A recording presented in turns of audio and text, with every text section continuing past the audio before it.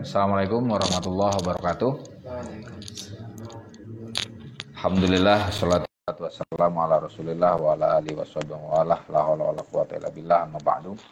Teman-teman mahasiswa Pondok Pesantren Luhur Ciganjur yang saya hormati, alhamdulillah pada malam ini kita kembali bisa belajar bersama kitab Rasail Al-Kindi Al-Falsafiyah di pertemuan ke-8 masalah ya ini ya. Untuk Rasail ini kita akan membahas tentang filsafat ini kalau hari ini ya, definisi filsafat. Ada beberapa definisi filsafat yang diungkapkan oleh Al-Kindi. Sebelumnya mari sama-sama kita membaca surah Al-Fatihah. Kita hadiahkan untuk Al-Kindi, juga untuk Muhammad Abdul Hadi Abu Rida, untuk guru kita pendiri Pondok Pesantren Luhur Ciganjur, Kiai Haji Abdurrahman Wahid atau Gus Dur, serta seluruh keluarga besar Kiai Hasyim Asy'ari. Dan untuk guru kita, seluruh guru kita, mu'alif kutub alladzi ta'allamna, dan orang tua kita masing-masing, dan untuk diri kita juga dan keluarga kita, semoga kita senantiasa dalam rahmat, hidayah, inayah Allah subhanahu wa ta'ala. Ala hadiniyah wa ala kulli niyatin sholihah wa ila hadrati Nabi Muhammad sallallahu alaihi wasallam. Al-Fatihah. A'udzu billahi minasyaitonir rajim. Bismillahirrahmanirrahim. Alhamdulillahirabbil alamin arrahmanirrahim maliki yaumiddin. Iyyaka na'budu wa iyyaka nasta'in ihdinas siratal mustaqim siratal ladzina an'amta 'alaihim ghairil maghdubi 'alaihim waladdallin. Amin. Bismillahirrahmanirrahim. Qala al-mu'allifu rahimallahu ta'ala wa nafa'ana bi ulumi bid-dharain. Amin. Monggo Kang Ali. Bismillahirrahmanirrahim. Al-falsafatu haddaha al-qudama'u bi'iddati hurufin imma min istiqaqi ismiha wa huwa hubbul hikmati li'anna filsufa huwa murakkabun min fala wa huwa hiya muhibbun wa min sufa wa hiya al-hikmatu. Oke, cukup. Al-falsafatu, filsafat. Haddaha al-qudama, para pendahulu, orang-orang dulu mendefinisikan filsafat bi'iddati huruf, dengan beberapa huruf, dengan beberapa pengertian maksudnya. Yang pertama, imma min istiqaqi ismiha.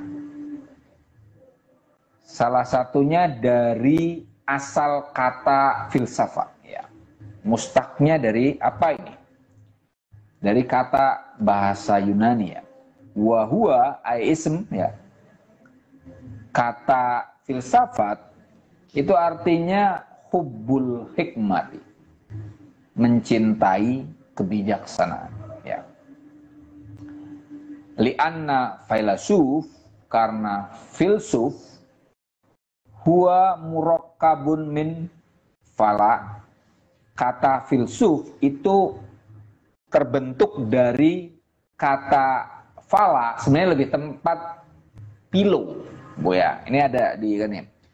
Ini salah, ini Al-Kindi keliru, sebenarnya bukan fala tapi filo ya. Filo ya. Artinya muhibbun, pecinta. Wa min sufa, ini juga keliru. Sebenarnya sufia ya. Wahia al-hikmah, kebijaksanaan ya. Filosofia ya. Filosofia. Filo itu artinya cinta. Ini artinya kebijaksanaan. Ini filsafat secara etimologis ya. Filsafat secara etimologis atau dari asal katanya berasal dari bahasa Yunani ya. Dua kata Yunani yang disatukan menjadi satu frasa, yaitu pilo dan sophia. Pilo artinya cinta, kalau tadi philosopher ya, itu berarti muhib ya. Kalau ini pilonya cinta, sophianya kebijaksanaan. Dan ini sebenarnya menyelarasi Islam. Ya. Kalau dikatakan apakah filsafat bertentangan dengan Islam? Sejauh filsafat itu artinya cinta kebijaksanaan, maka itu selaras betul dengan sabda Nabi kan, al-hikmah dholatul mu'min haitsu ma wajadaha fahuwa ahaqqu biha. At-Tirmidzi itu, rawahu Tirmidzi. Al-hikmah, kebijaksanaan adalah dholatul mu'min, sesuatu yang tersesat atau sesuatu yang hilang, yang dicari oleh orang yang beriman. Haitsu ma wajadaha, dimanapun orang beriman menemukan kebijaksanaan, fahuwa ahaqqu biha, maka orang beriman itu berhak untuk mendapatkan kebijaksanaan. Artinya Rasulullah menyuruh kita untuk mencari kebijaksanaan. Haitsu ma wajadaha, dimanapun tempatnya, ya. Kebijaksanaan dalam hal ini berarti sama dengan ilmu, ya kan? Utlubul ilma minal mahdi ilal lahdi, ya. Dan seterusnya lah. Dan ayat-ayat, bukan ayat, hadis-hadis yang mendorong kita mencari ilmu itu banyak betul. Tapi tadi yang kalau hikmah itu hadis yang paling eksplisit mendorong kita mencari kebijaksanaan, ya hadis tadi. Dimanapun tempatnya kebijaksanaan itu ada, kita tidak sepatutnya untuk gengsi untuk mendapatkan. Ya. Zaman itu, ini zaman Al-Kindi, Yunani dengan orang Arab dibandingkan dengan Yunani, kira-kira lebih maju siapa zaman itu? Zaman Al-Kindi. Yunani. Mosok. Oh, Islam. Islam. Sorry. Al-Kindi. Karena Abbasiyah itu kan mungkin zaman sekarangnya kayak Amerika mungkin. Baghdad itu kayak kalau kita mau nyari ilmu, nyari apa kan sekarang nyarinya ke Oxford gitu ya. Jadi Oxford, Cambridge dan seterusnya zaman sekarang itu dulu adanya di Baghdad. Nah, Al-Kindi ada di situ. Dan dia filsuf pertama, artinya ini orang dungdeng betul kan. Tapi Al-Kindi masih mau belajar filsafat. Yang Yunani saat itu sudah kalah dibandingkan Romawi kan. Romawi udah terlalu lama. Artinya Yunani sebagai kekuatan peradaban itu kan abad ke-5 sebelum Masehi. Ya kan? Setelah itu mulai pindah ke Roma, ke Italia, kemudian pindah ke Bizantium, kan semacam itu. Artinya udah lama ditinggal. Tapi kok Al-Kindi dan terutama dalamnya Al-Kindi kok masih mau belajar dari Yunani, itu karena tadi dholatul mu'min, ya. Bahwa kebijaksanaan itu sesuatu yang memang perlu kita cari, ya. Ada kata mutiara mungkin kalian juga tahu, khudil hikmah walau min duburi dajjaj. Gak enak itu sebenarnya. Ya kan? Ambillah kebijaksanaan walau kebijaksanaan itu ada di boolnya ayam. Ya kan? Kalau yang keluar dari bool ayam itu adalah telur, ya kita ambil lah ya. Ya kan gitu. Artinya itu hikmah, bermanfaat. Dan tadi walaupun Yunani saat itu bukan tempat yang luar biasa, ya abad ini Al-Kindi itu kan abad berapa sih dia kemarin? Al-Kindi itu ya taruhlah abad 5 Hijriah ya, sebelum Al-Ghazali aja abad ke-6 kan, ini sebelumnya dia, jauh sebelumnya. Artinya Islam sedang hebat-hebatnya itu, tapi masih mau belajar. Nah itu tadi. Kenapa? Karena Islam sendiri itu mengajarkan kita mencintai kebijaksanaan. Jadi ketika kita belajar filsafat, kita berfilsafat sebenarnya menyelarasi perintah Nabi, sederhananya gitu ya. Karena tadi ya. Oke, lanjut Mas. Wa hadduha aidon min jihati fi'liha. Faqalu innal falsafata hiya at-tashabbuhu bi af'alillahi ta'ala bi qadri taqatil insan. Aradu ayyakuna al-insanu kamilal fadilati. Oke, good. Ini yang kedua, definisi yang kedua. Wa hadduha, dan para pendahulu Qudama tadi mendefinisikan filsafat juga min jihati fi'liha, dari sisi tindakan filsafat. Berfilsafat itu apa? Ya kan? Fi'lul falsafah kalau bahasanya Ibnu Rushd itu kan. Dia yang didefinisikan tempo hari kita belajar fasul maqal itu kan yang dihukumi secara fikih kan fi'lul falsafah, bukan falsafahnya, karena memang urusannya fikih kan urusannya dengan af'al mukallaf kan ya. Nah ini apa yang dilakukan oleh para filsuf ya? Ini filsafat dilihat dari fi'ilnya, dari tindakan orang yang bergiat di dalamnya. Faqalu, para pendahulu tadi mengatakan, innal falsafata, sesungguhnya filsafat, hiya at-tasyabbuh bi af'alillah, meniru tindakan Tuhan, ya, gampang gitu, menyerupai Tuhan. Biqadri taqatil insan, sesuai kadar kemampuan manusia. Arodu, yang mereka maksudkan apa? Ayyakunal insanu kamilal fadilati, seyogyanya manusia itu menjadi orang yang sempurna keutamaannya ya.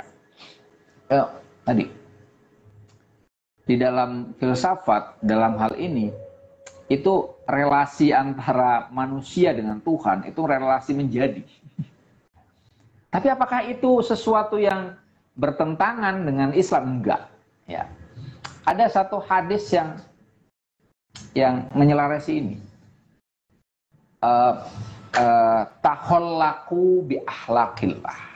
Itu suka digunakan oleh para sufi. Berakhlaklah dengan akhlak Tuhan. Makanya tidak mengherankan kalau ini kita agak yang lebih dekat dengan kita kan tradisi sufi ya. Bahwa filsafat nanti selaras dengan tasawuf, dan tasawuf itu selaras dengan hadis Nabi ya. Para sufi itu kenapa muncul kayak orang Halaj ya, bahwa Abu Yazid Al-Bustami, Anal Haq misalnya gitu kan, fi jubat Allah fi jubati semacam itu kan, kayak kalau di Indonesia saya Siti Jenar gitu kan, apa namanya, apakah di goa ada Siti Jenar? Tidak ada. Di goa yang ada adalah Tuhan. Dan apakah ada Tuhan dalam goa? Tidak ada. Yang ada Siti Jenar gitu kan. Tapi sebenarnya kalau yang itu sepertinya kontroversial ya. Tapi sebenarnya enggak tadi. Karena dorongan Nabi mendorong kita untuk meniru Tuhan. Apa dasarnya? Pertama, selain hadis tadi ya, tahollaku bi ahlakillah. Salah satu konsep manusia versi Islam itu kan kita khalifatullah fil ard, benar kan? Khalifatullah. Jangan bayangkan khalifah itu hanya pemimpin, raja, dan dia satu-satunya khalifah. Kita semua itu khalifah, ya kan? Apa? Wakil Tuhan di atas bumi. Artinya yang sungguh-sungguh sebagai pemimpin di bumi adalah Tuhan. Kita mewakili Tuhan. Kalau kita mewakili Tuhan, kira-kira kapasitas kita, kalau si X mewakili Y, ya X ini wakil. Ini yang sesungguhnya ya. Wakil ini disuruh, misalnya bayangkan wakil ini kayak safir, kayak duta. Duta besar itu kan mewakili presiden di satu negara. Kira-kira kapasitas duta besar itu apakah selaras dengan presiden atau ecek-ecek? Minimal kan harus selaras kan? Harusnya gitu kan? Artinya berusaha untuk, karena dia diposisikan sebagai wakil presiden di negara yang lain, maka ya dia harus memposisikan diri sebagai bagian, bukan bagian, simbol dari negara itu, ya kan? Ini sama. Kita mewakili Tuhan di muka bumi ini. Artinya kita perlu mengidentifikasi sifat-sifat Tuhan. Tapi tidak sekedar untuk mengidentifikasi saja. Tidak sekedar untuk dihafalkan. Biasanya kan selama ini kita belajar tauhid kan hanya untuk hafalan doang kan. Wujud, kidam, bako, mola batu yang hawadisi gitu kan. Hafalan doang gitu. Ya mu binafsihi wadani. Tapi kemudian apa itu? Itu kan sebenarnya mengidentifikasi sifat-sifat Tuhan, lantas berusaha sebisa mungkin tadi tasyabuh billah bi af'alillah ala qadri taqati al-bashar ya, sesuai dengan kadar kita. Tuhan itu wujud misalnya ya. Wujud. Ini bukan af'al tapi dalam hal ini sifat aja dulu. Tuhan itu wujud, maka kita sebagai wakil Tuhan harus wujud dong, eksis gitu kan, eksis. Gimana caranya kita bisa eksis? Kan semacam itu. Oke lah, Tuhan itu wajibul wujud, kita mungkin wujud. Tapi gimana caranya kita tetap eksis? Ada. Jangan adam. Kan itu kan. Ini cara tasyabuh. Tahollaku bi akhlaqillah tadi. Atau di sini bahasanya tasyabuh bi af'alillah. Wujud, kidam. Allah punya sifat kidam. Kidam itu apa? Sebagai pemula, ya kan? Tidak ada yang mendahulinya. Yang kita manusia mungkin kidam nggak? Mungkin lah. Kita jadi pionir, ya kan? Memulai sesuatu yang baru. Artinya kita membuat resam baru. Itu artinya kita kidam. Jadi pendahulu. Kalau kita meyakini bahwa Tuhan itu kidam, maka berupayalah menjadi pionir. Tentu saja hal yang baik. Karena Tuhan maha baik. Tuhan bako. Kita percaya bahwa Tuhan abadi, tidak akan hilang. Manusia mungkin abadi nggak? Mungkin. Mungkin, Mas. Coba misalnya gini. Kita semua kenal Soekarno kan? Soekarno udah meninggal kan? Ya kan? Artinya beliau abadi. Sebagai beliau pionir pendiri negara ini, ya kan? Beliau juga menginisiasi Pancasila. Itu beliau kidam dan bako. Kidam dan bako. Oke lah, wujudnya dia mungkin wujud sekarang, tapi masih wujud walaupun wujudnya tidak hidup dalam pengertian seperti kita. Mukhalafatul hawadis. Apa? Beda dari makhluk. Kata kuncinya apa? Unik. Ya kan? Mukhalafatul hawadis unik. Kalau kita percaya bahwa Tuhan itu adalah yang maha dan maha ideal, kemudian kita adalah wakilnya, maka bagaimana caranya kita menjadi unik? Gitu. Cari keunikan. Lawyer banyak, Mas. Cari hal yang unik. Itu, Mas. Iya, itu artinya mempercayai bahwa mukhalafatul hadis. Qiyamu binafsi, mandiri, ya kan? Mandiri. Kudroh, punya kemampuan, ilmu, pintar, hayat, bagaimana kita punya elan vital, ya kan? Samian, pendengar yang baik, mutakaliman, pembicara yang baik, ya kan? Basor bisa punya kemampuan untuk mengamati, meneliti, ya kan? Dan seterusnya. Itu terkait dengan sifat-sifat Tuhan. Nama-nama Tuhan juga sama. Kalau Tuhan Ar-Rahman Ar-Rahim, bagaimana kita biqadri taqatil bashar, sesuai kadar kemampuan kita, bagaimana caranya kita bisa sebisa mungkin jadi Rahman Rahim. Kalau Tuhan Maha Kaya, jangan ya Tuhan, ya Goni, ya Muhni, ya Goni, oke lah. Tapi itu nggak cukup. Tapi gimana caranya kita juga jadi kaya, gitu. Kita jadi pintar, kita jadi sukses dan seterusnya. Nah itu tadi. Arodu ayyakunal insanu kamilal fadilah. Jadi yang diharapkan oleh filsafat dan dilakukan oleh para filsuf adalah bagaimana caranya manusia itu menjadi sempurna keutamaannya. Semacam itu, sesuai kadar kemampuan manusia. Terus, Mas. Wa hadduha aidon min jihati fi'liha faqalu al-inayatu bil mauti. Wal mautu indahu mautani. Tabi'iyyun wa huwa tarkun nafsi isti'mal al-badani. Wa thani imatatus syahawati. Fahadha huwa al-mautul ladzi qasadu ilaihi.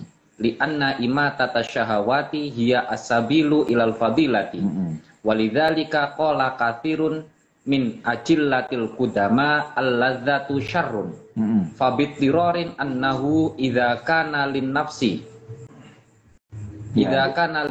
isti'malani ahaduhuma hissiyun wal akharu aqliyun kana mimma sama annasu ladzatan ma ya'ridu fil ihsasi li anna tasyaghula bil ladzati al hissiyati tarkun listi'malil aqli. Oke, good. Wahadduha, para pendahulu mendefinisikan filsafat aidan juga min jihati fi'liha, dari sisi tindakannya sama. Tadi tindakan, isim, tindakan juga. Faqalu, para pendahulu ini mengatakan filsafat itu apa? Al-inayatu bil mauti, perhatian terhadap kematian. Ini makanya tadi yang kita sebut ada filsafat psikologi kematian. Filsafat kematian. Filsafat kematian, ya. Wal mautu indahum, menurut para pendahulu tadi, kematian itu ada mautani, ada dua jenis kematian. Yang pertama tabi'iyun, ay mautun tabi'iyun, kematian yang natural. Wahua, yaitu tarkun nafsi isti'malal badan, jiwa meninggalkan penggunaannya atas badannya, jiwa tidak menggunakan badan lagi, ya. Itu mati secara natural. Kita artinya di sini masih dualistik ini, ya. Ada jiwa dan raga. Ada beberapa filsuf mengatakan ya jiwa raga itu satu. Tapi ini oke lah, kita lihat ada jiwa dan raga terpisah, dan di sini jiwa itu masih tetap ada sementara tubuh sudah tidak dipakai lagi. Nah, itu kematian secara natural. Watsani, yang kedua, kematian yang kedua itu imatatus syahawati, ya, mematikan syahwat, hawa nafsu. Fahada, ya, fahadal makna, ya, fahadal maut maksudnya.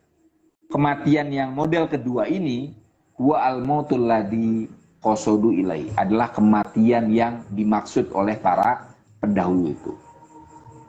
Artinya filsafat itu menurut para pendahulu adalah upaya untuk adalah perhatian kepada kematian. Mati yang dimaksud adalah mematikan syahwat, ya, mematikan hawa nafsu.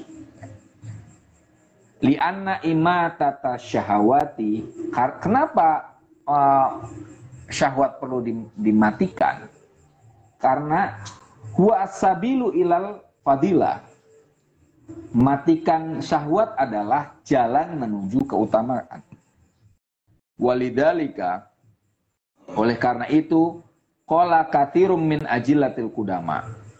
Banyak para pendahulu ini, ajilah itu dari ajal, ya, yang telah meninggal.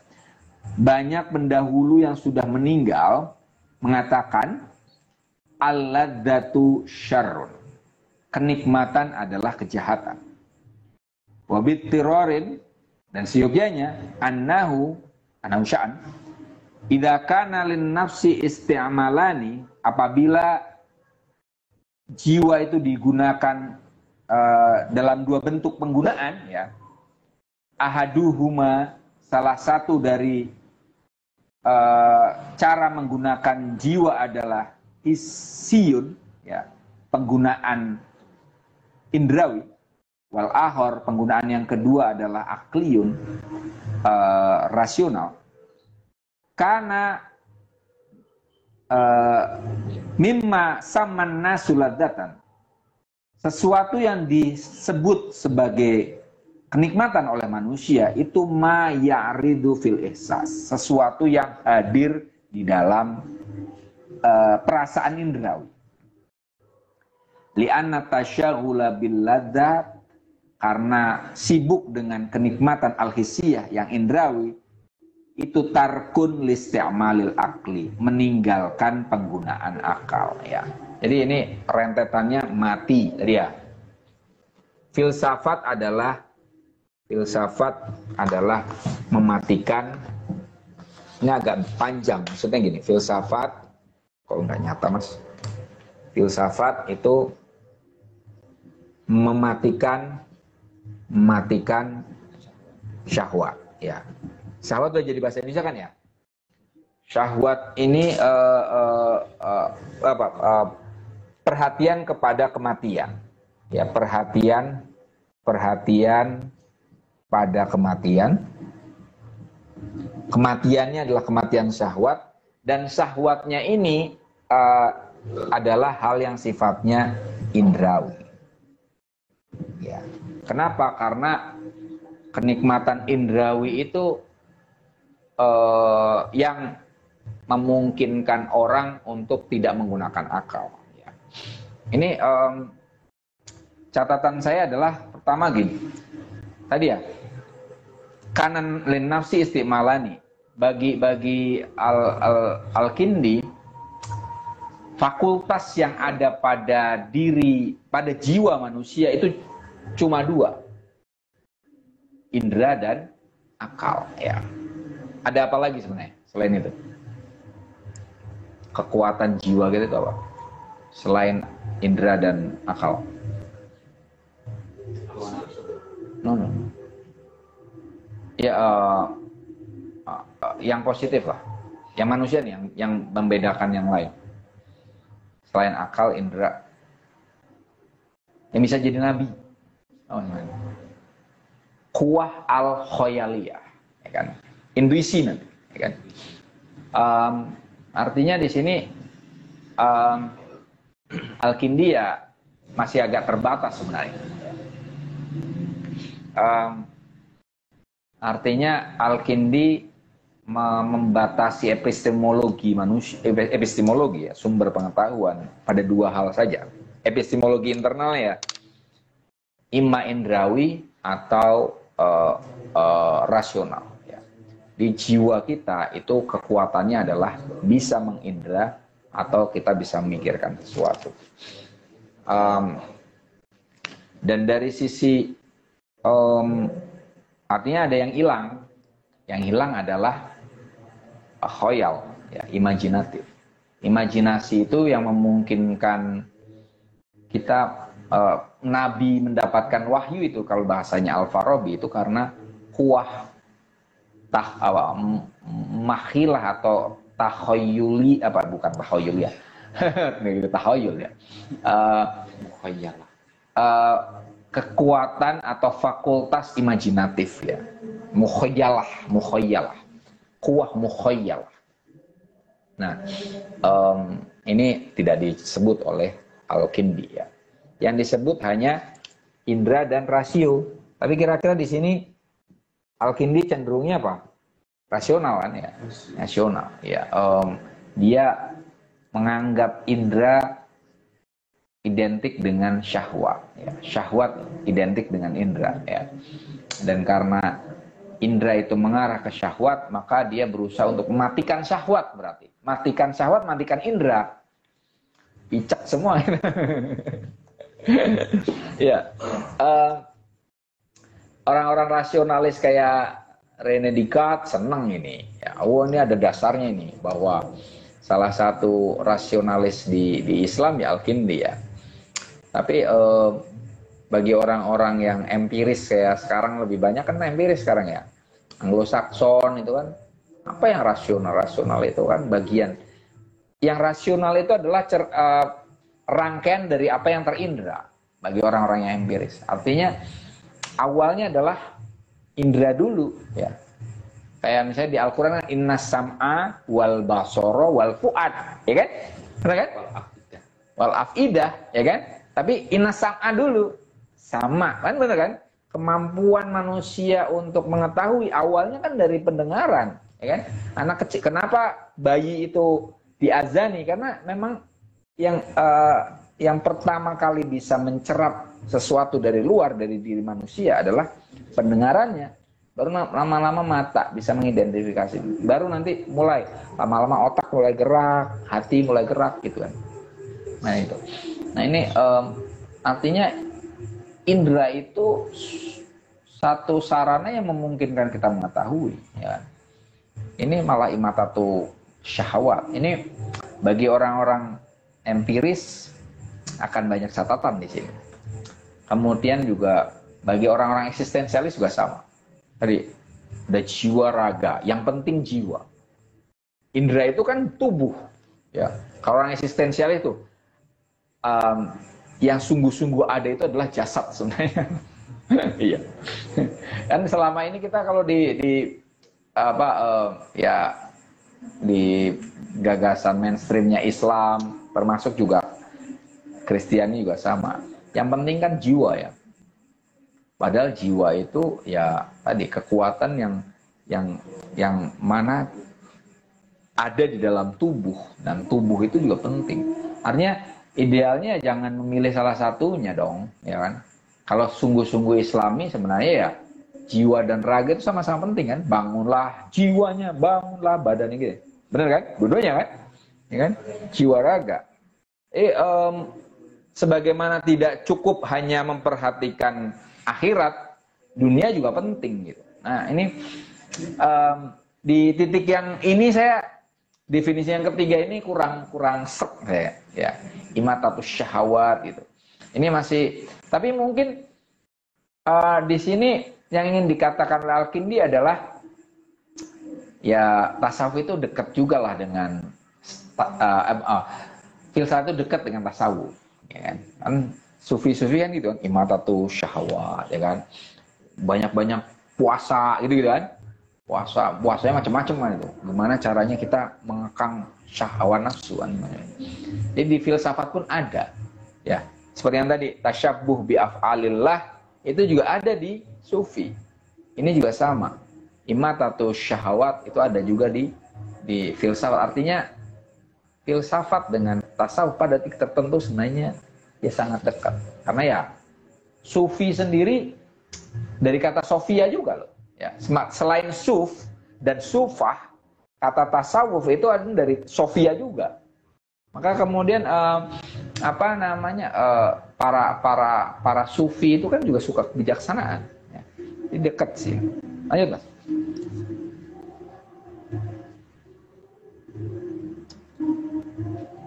Wa hadduha aidon min jihatil illati faqalu sonaatus sonaat wa hikmatul hikam. Oke. Wa hadduha, dan para pendahulu mendefinisikan filsafat juga min jihatil illah, dari sisi sebab ya. Ini ada catatan nih, illah maksudnya apa? Asluha au haqiqatu au ghayat, asalnya filsafat atau hakikat atau tujuannya apa? Faqalu, para pendahulu itu mengatakan filsafat itu sinaatus sinaat ya. Sonaatus sinaat atau sinaatus sinaat. Sama aja lah ya. Pokoknya awalnya apa aja lah. Sinaah atau sonaah itu hampir setaraf dengan ilmu sebenarnya. Ilmunya ilmu gampangnya gitu. Wa hikmatul hikam, kebijaksanaannya kebijaksanaan. Ini memang ada klaim tertentu dalam filsafat bahwa filsafat itu adalah ibu ilmu pengetahuan. Maka disebut sina atau sina. Ya. Tempo hari saya sudah bilang ke kalian juga di pembahasan soal Fasul Maqol, seingat saya, bahwa intinya filsafat itu kan kajian tentang ada sejauh ada. Ada itu dipandang sebagai yang satu, unum, yang baik, bonum, yang benar, verum, dan yang indah, pulkrum. Dari perspektif filosofis terhadap yang ada sebagai yang satu, maka muncul ontologi ya, kajian tentang hakikat. Segala yang beragam dilihat sebagai satu kesatuan. Kemudian dari filsafat yang membahas tentang kebenaran, nah situlah muncul ilmu pengetahuan. Karena semua ilmu pengetahuan itu kan mencari kebenaran, ya kan? Dan filsafat melihat hikmah tadi ya. Oke. Ini kita kembali ke yang tadi. Kebijaksanaan Itu apa? Itu adalah ada 4 ini. Ya. Pertama adalah keesaan. Bahwa segala sesuatu itu dilihat sebagai satu kesatuan, sehingga dari situlah kita mendapatkan kebijaksanaan. Ya. Keragaman kita dilihat, dicari titik temunya. Ketika kita mendapatkan titik temu dari keragaman itu, maka kita menjadi wise, jadi bijaksana. Keesaan. Kedua adalah kebenaran. Ini umum ya. Yang di kebijaksanaan itu orientasinya adalah kepada kebenaran, fair ya. Dan dari kebenaran ini nanti ini ya, ketika kita mendekati kebijaksanaan yang mana kebijaksanaan itu adalah ada dan ada itu dilihat sebagai satu, ini maka ontologi yang muncul ya. Kebenaran ini bisa logika, bisa ilmu pengetahuan beragam, itu kan fungsinya. Ini nanti beragam ilmu muncul di sini. Ilmu. Kemudian kebijaksanaan juga adalah kebaikan atau bonum. Ya kan? Orang bijak kan mencari apa sih yang baik, ya kan? Ini nanti muncul etika di sini. Etika, moral, agama, hukum di sini semua itu. Jika kita fokus kepada yang baik, maka muncul hukum, agama, etika dulu. Etika, agama itu kan bagian dari etika. Ya. Pulkrum atau keindahan. Yang bijaksana itu mencari yang indah, keindahan. Pulkrum. Ya. Dari situ muncul seni. Ya. Baik seni yang bisa didengar, dilihat, dan seterusnya ya, dikecap ya, seni kuliner ya kan ya, hal ihwal yang dilihat sebagai keindahan itu adalah disebut sebagai fulcrum, dan itu bagian dari kebijaksanaan. Nah, karena ini ada itu apa, kebijaksanaan itu mengkaji ada itu dilihat sebagai yang satu, yang benar, yang baik, dan yang indah, maka ya disinilah kenapa filsafat disebut sina atau sinaan. Ilmunya ilmu, ya, ibunya ilmu pengetahuan. Wa hikmatul hikam, kebijaksanaannya kebijaksanaan. Selama ini kita kan sering ketemu kata-kata bijak kan, misalnya peribahasa, kata mutiara, hadis Nabi, kata macam-macam. Quote kan banyak, ya kan. Nah, filsafat adalah hikmatul hikam. Kebijaksanaannya artinya diperes demikian rupa. Seperti yang tadi kan, bijaksana itu apa? Nah, gitu. Sampai ke taraf itu, Mas. Jadi sampai ke intisarinya. Misalnya agama itu dicari lagi intisarinya. Jadi makanya dia disebut sebagai hikmatul hikam. Ya. Oke, lanjut Mas. Wa hadduha aidon faqalu al falsafatu ma'rifatul insani nafsahu. Wa hadza qaulun syarifun nihayati ba'idul luhuri. Masalan aqulu innal asya'a idza kanat ajzaman wala ajzam wa mala ajzam imma jawahiru wa imma a'rad. Wa kanal insanu huwa al jismu wan nafsu wal a'radu. Wa kanat an-nafsu jauharon la jisman. Fa innahu idza arafa dzatahu arafal jisma bi a'radihi wal aradu al-awwalu wal jauharu alladhi huwa la jisma. Fa idzan idza alima dzalika jami'an faqad alima al-kulla. Wa li hadhihi al-illati sama al-hukama'u al-insana al-alam al-asghar. Oke, good. Wahadduha aidon. Para pendahulu mendefinisikan filsafat juga.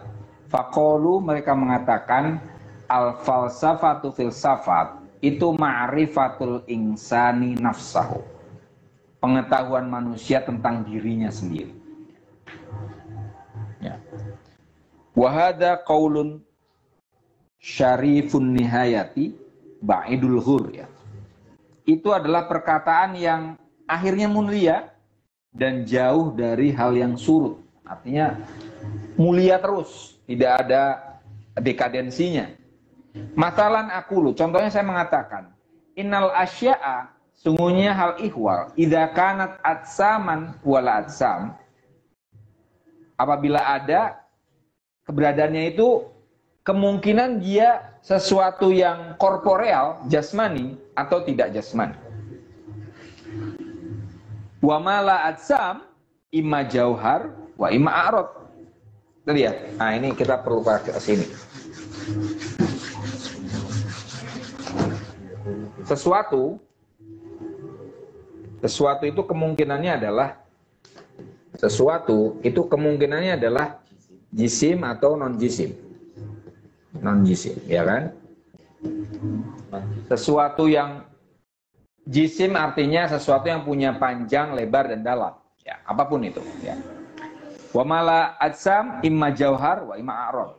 Yang non jisim itu punya dua kemungkinan.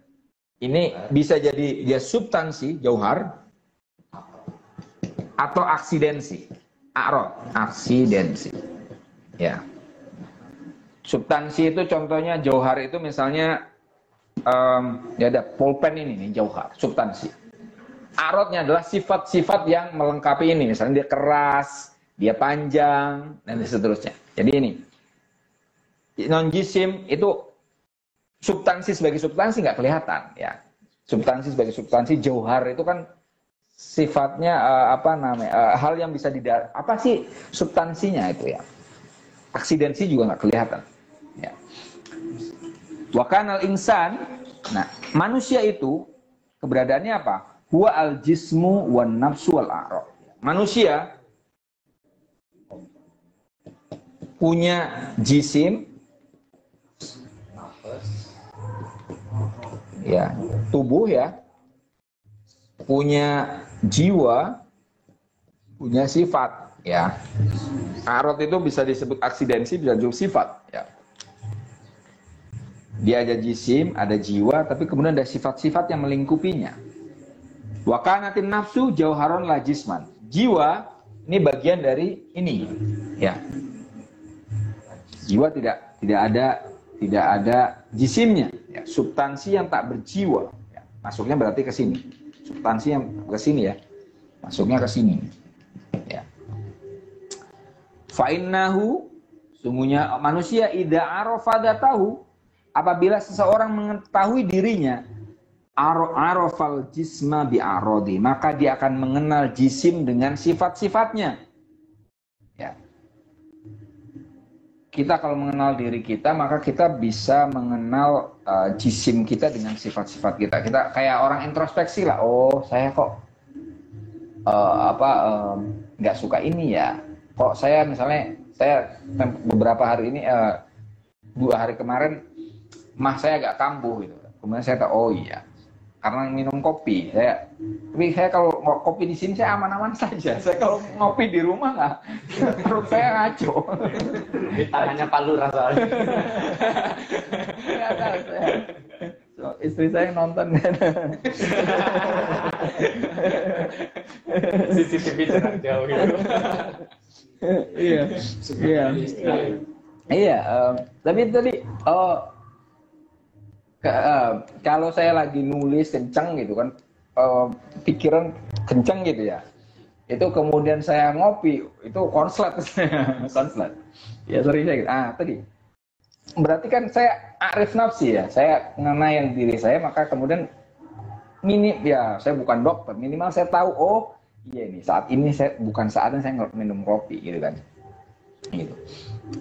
Ngerokok juga sama, Mas. Kadang saya ngerokok, ini karena kemarin dikasih cerutu, saya ngerokok. Iya. Tapi saya udah bilang gitu, ini cerutu saya habis, sudah, saya berhenti. Iya, saya berhenti, ya kan. Karena saya juga arif qadrun nafsi, saya tahu kadar diri saya. Kalau kebanyakan saya juga ini nggak kuat, saya nggak tahu ada sebenarnya asap itu saya nggak begitu kuat. Ini tadi sifat-sifat diri kita, akhirnya kita tahu, ya. Misalnya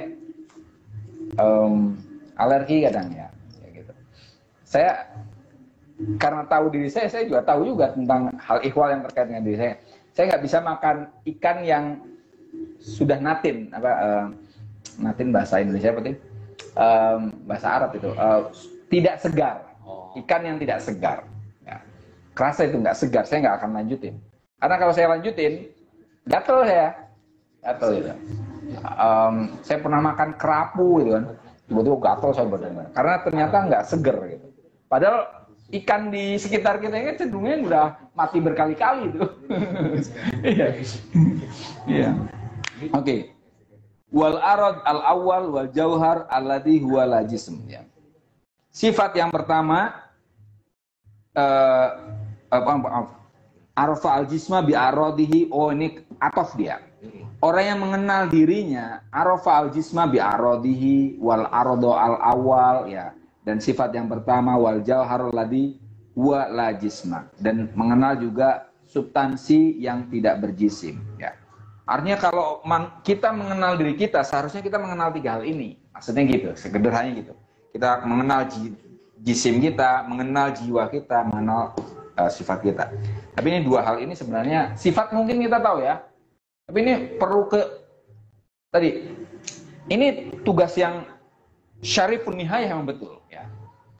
Kalau kita mengenal, manusia mengenal dirinya, itu akan kita aman-aman saja tuh, ya. Ini tadi misalnya, saya tahu bahwa saya tidak bisa makan ikan yang tidak segar. Akhirnya kan saya bisa terhindar dari alergi, ya kan? Saya kalau sedang nulis, sedang konsentrasi, tidak bisa minum kopi, gitu. Karena asam lambung saya bisa naik sebenarnya. Nah itu tadi. Faidan, oleh karena itu, idza alima dzalika jami'an. Apabila seorang mengenal ini semua nih, jisimnya, jiwanya, sifatnya, faqad alimal kul, maka dia akan mengenal keseluruhannya. Apalagi ini sampai ke tidak hanya diri sendiri, tapi jisim manusia seperti apa, jiwa manusia seperti apa, sifat manusia seperti apa, maka dia akan mengenal keseluruhan manusia. Bahkan ini walihadihil illah, karena sebab itu sammal hukama'u, para filsuf, para orang-orang bijak Bestari menyebut al-insana, manusia, bi al-alam al-asghar, dengan sebutan alam yang kecil, mikrokosmos, ya.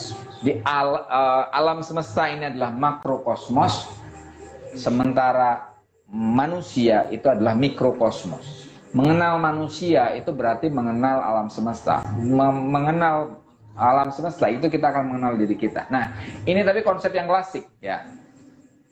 Ini bedanya dengan ini agak bedanya dengan tasawuf. Kalau di tasawuf atau di hadis kan man arafa nafsahu faqad arama rabbah, ya kan? Kalau ini enggak, man arafa nafsahu faqad arafal alam.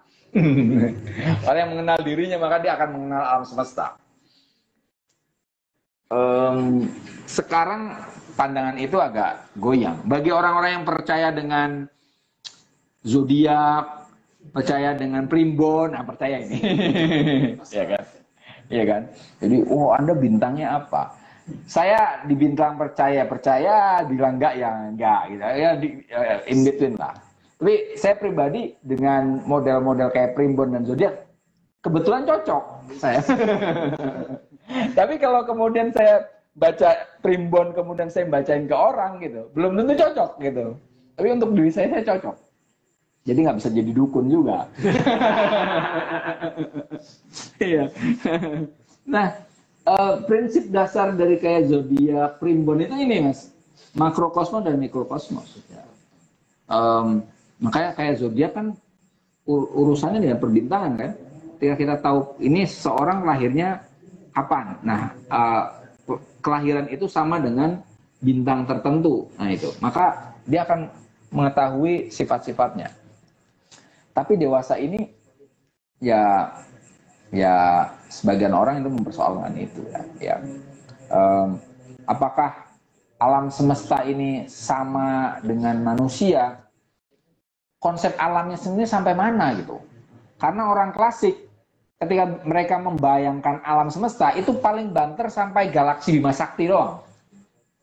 Ada ada matahari, ada bulan, ada Merkurius, Venus, Bumi, Mars, Jupiter, Saturnus, Uranus, Neptunus, Pluto. Begitu aja. Jadi alam semesta itu sampai ke taraf itu doang. Ya. Kayak misalnya Al-Farabi juga sama. Al-Farabi, filsuf-filsuf gitulah. Jadi kosmologi mereka masih sangat terbatas. Maka ketika mereka mengatakan bahwa alam manusia, alam kecil, kemudian alam semesta adalah dunia besar, ya manusia besar. Sekarang ya agak diketawain sebenarnya. Tapi ya oke lah, ini sejauh kita masih percaya sama zodiak dan primbon masih mungkin. Terakhir Mas. Masih percaya dengan weton. Fa amma ma yuhaddu bihi ainul falsafati fa huwa annal falsafata ilmul asya'i al abadiyati al kulliyati innayatiha inniyatiha wa matiyatiha wa ilaliha biqadri taqatil insani. Ini yang terakhirnya adalah definisi yang dipegang oleh Al-Kindi ya. Fa'amma ma yuhaddu bihi ainul falsafah. Sungguhnya yang mendefinisikan esensi ya filsafat, artinya definisi esensial filsafat, bahwa adalah annal falsafata, bahwa sungguhnya filsafat itu ilmul asya'i al-abadiyatil kulliyah, ilmu tentang hal ihwal yang abadi dan universal. Inniyah itu saya cari apa ini? Inniyah, ma'iyah itu artinya esensi sebenarnya. Hal ihwal yang abadi dan universal dengan hakikat-hakikatnya, dengan ilalnya, dengan sebab-sebabnya. Biqadri taqatil insan, sesuai kadar kemampuan manusia. Jadi intinya filsafat adalah upaya untuk mengetahui segala sesuatu sampai sisi universal dan abadinya. Sampai hal-hal yang esensial dan sebab-sebabnya. Sesuai dengan kadar kemampuan manusia. Artinya ini juga masih selaras dengan Islam, bahwa mencari ilmu itu ya sejauh mungkin. Tadi kan sampai ke ilahnya, sampai ke hakikatnya. Inniyah atau ma'iyah ini dijelaskan hakikotiyah. Sampai ke sisi universalnya, itu kan sampai ke sedalam-dalamnya, sesuai kadar manusia, kadar kemampuan manusia. Itu ya selaras dengan tadi, tolabul ilmu faridatun ala kulli muslim wal muslimah, utubul ilma minal mahdi wal lahdi, ya kan? Cari ilmu dari buayan sampai liang lahat dan seterusnya. Jadi sejauh kita melihat filsafat sebagai cinta kebijaksanaan, cinta ilmu, dan Islam juga mendorong kita untuk cinta ilmu, mencari kebijaksanaan dan menjadi bijaksana semampu kita, ya saat itu juga ya filsafat dan Islam ya sebenarnya saling menyelarasi sebenarnya. Di kritik Lutfi Syaukani yang filsafat telah mati itu.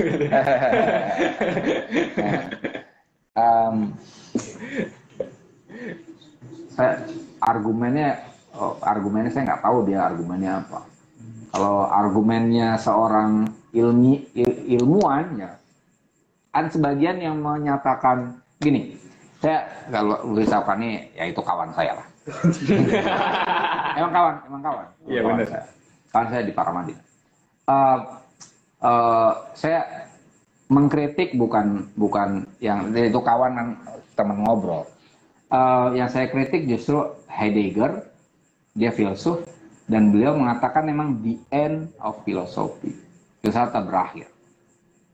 Kemudian Stephen Hawking itu menulis di salah satu bukunya, Philosophy is dead, the death of philosophy, filsafat mati. Kalau tentang Heidegger, saya bilang bahwa Heidegger yang dimaksud filsafat telah berakhir itu apa? Ya. Ternyata yang dimaksud oleh dia adalah metafisika. Jadi dia mengatakan the end of philosophy, yang dimaksud oleh Heidegger adalah the end of metafisik. Kemudian metafisikanya ternyata dispesifikasi lagi. Platonic metafisik. Metafisika Platon. Pertanyaannya adalah apakah metafisika platonik itu berakhir? Apakah metafisika itu berakhir? Artinya, apakah filsafat sama dengan metafisika? Itu saja udah Roma. Filsafat tidak hanya metafisika. Itu satu. Kedua, kalau seandainya filsafat adalah metafisika, bagaimana? Apakah metafisika berakhir, benar-benar berakhir? Enggak juga. Heidegger sendiri itu pakar metafisika, artinya dia masih bergelut dengan metafisika, gitu. Jadi ketika ya kan aneh kan, saya gampangnya gini, saya masih hidup tapi saya telah mati, kan sama aja mengatakan hal gitu. Kalau misalnya tadi, karena dia mengatakan filsafat telah mati, ternyata yang dimaksudkan adalah metafisika. Dan apakah metafisika mati? Ternyata enggak juga. Sampai tidak usah mengkaji yang jauh-jauh. Heidegger sendiri adalah seorang metafisikawan, ya gitu. Itu Heidegger. Kemudian Stephen Hawking. Stephen Hawking itu di bukunya yang The Grant of dengan Leonard Lobinov kalau nggak salah namanya. Saya nggak hafal namanya. Tapi intinya di situ dia mengkritik filsafat, tidak sampai mengkritik filsafat. Ini dia mengatakan filsafat telah mati karena tidak belajar dari perkembangan fisika. Ya. Jadi kalau ditafsirkan, Hawking itu menyamakan filsafat dengan pandangan-pandangan klasik tentang dunia, dengan fisika dan seterusnya. Kemudian dia mengatakan jalan keluarnya adalah M-teori namanya. Ini agak, iya. Tapi itu sebenarnya apakah filsafat identik dengan pandangan naif tentang dunia yang seperti yang tadi, yang kita bahwa ada akal 10, ada bahwa alam semesta itu hanya galaksi Bima Sakti. Memang ada yang semacam itu, tapi filsafat nggak cuma sampai itu. Kalau memang mereka bisa dikritik, ya tidak dengan demikian kita mematikan seluruh filsafat, maksudnya gitu. Ya, oke lah bahwa filsuf-filsuf yang berpandangan naif tentang alam semesta, kosmologi, tentang fisika, itu memang ada. Tapi apakah mengkritik mereka sama dengan kita telah mengkritik seluruh filsafat? Enggak. Itu satu. Kemudian yang kedua, dengan perkembangan ilmu pengetahuan, apakah filsafat berakhir dan mati? Enggak. Yang dilakukan oleh ilmuwan apapun itu adalah yang dilakukan oleh filsafat sebenarnya. Coba, ilmu apapun itu bergerak, apa sih yang dilakukan oleh mereka? Mencari teori kan? Melihat hal-hal yang konkret, lalu mengabstraksikannya sampai menemukan teori, ya kan? Ya kan? Setelah dapat teori, apa yang dilakukan? Berusaha menerapkan teori itu, ya kan? Apapun itu, ilmu apapun, mau pendidikan, mau hukum, mau apalah, sampai termasuk fisika, matematika sama. Ada proses untuk gampangnya induksi, ya, sampai mencapai kepada teori, kemudian dideduksikan, ya kan? Ini kalau dalam filsafat, induksi itu mengkaji sesuatu. Kaji sesuatu itu adalah kajian ontologis. Geraknya ke atas itu apa? Ontologi transenden. Ketika induksi itu berarti mereka sedang berpikir secara ontologis transendental. Jadi dia berusaha untuk menurunkan yang teori menjadi praktis, menjadi konkret, itu melakukan ontologi imanen, turun ke bawah. Artinya mereka bergelut dalam ontologi, masih berfilsafat. Kemudian gini, ilmuwan selalu menggunakan metode tertentu, ya kan? Ketika menentukan metode, dia kan pasti mencari kebenaran kan, yang benar yang mana? Apa ukuran dia mengatakan bahwa ini metode yang terkuat, ini yang enggak kuat? Itu kan mereka lagi masuk ke yang tadi kita sebut sebagai verum tadi, kajian tentang kebenaran, epistemologi, Mas. Karena ilmuwan tidak akan, ketika mereka masuk ke kajian tentang yang benar itu seperti apa, itu masuk ke filsafat, Mas. Sudah bukan lagi di dalam ranah ilmu itu. Nah, ketika ilmu, proses berontologi dan berepistemologi sudah selesai, kemudian menghasilkan sesuatu, taruhlah teknologi lah, apalah itu, mau obat misalnya, mau alat elektronik, apapun itu. Seringkali muncul pertanyaan tentang ini itu layak nggak, ya kan? Ini etis nggak? Ini obat, vaksin itu ini sebenarnya merugikan atau tidak? Ini kita perlu vaksin atau enggak? Itu kan, itu ilmuwan kedokteran itu nggak bahas itu, Mas. Ketika bahas itu, dia sedang berfilsafat, beretika dia, beraksiologi dia. Ya, ini sebenarnya sehari-hari kadang kita belajar secara tidak langsung ngomongin filsafat, iya kan? Ini sebenarnya etis nggak sih kita diwajibkan untuk vaksin, saya gitu kan? Kemudian ini kayak kemarin kita bahas soal ambil donor darah lah. Donor darah, gimana sih? Darah kita diambil gratis. Sampai di PMII kemudian sorry. Palang Merah Indonesia kemudian sorry.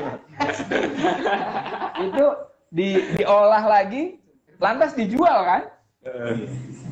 Ini fair nggak sih? Nah, ketika ada pertanyaan ini fair nggak? Itu orang PMI, bukan PMI, orang PMI, orang dokter dan seterusnya nggak. Ketika membahas itu, dia udah masuk ke filsafat. Ini fair nggak sih kita diambil darahnya secara gratis, kemudian ketika ada orang yang sakit membutuhkan darah, kita harus bayar. Kan? Ini padahal gratis semua. Ya untung mereka. Gitu. Ya itu kan. Ini ngambilnya gratis kok kemudian giliran ada orang butuh bayar, itu kan. Nah, itu. Ketika kita bahas soal itu, etisnya, itu sebenarnya udah bukan lagi ranahnya ilmuwan, ranahnya filsafat. Yang ingin saya katakan artinya apa? Sekuat-kuatnya kita semua itu menjauh dari filsafat, sebenarnya kita semua sedang berpikir, bergerak secara filosofis, tapi tidak disadari sebenarnya. Jadi apakah filsafat mati? Berakhir. Orang sehari-hari kita itu melakukan hal ihwal secara filosofis kok. Kita menyimpulkan sesuatu itu kita berfilsafat. Kita kemudian punya pengetahuan dan kita berusaha untuk menilai segala sesuatu dengan apa yang kita ketahui, itu juga sedang berfilsafat semacam itu. Gitu, Mas. Kita udah kelewatan ya. Oke, itu saja untuk hari ini. Selebihnya kita bisa ngobrol-ngobrol lagi. Terima kasih atas perhatian kawan-kawan semua. Walafu minkum. Wassalamualaikum warahmatullahi wabarakatuh. Waalaikumsalam.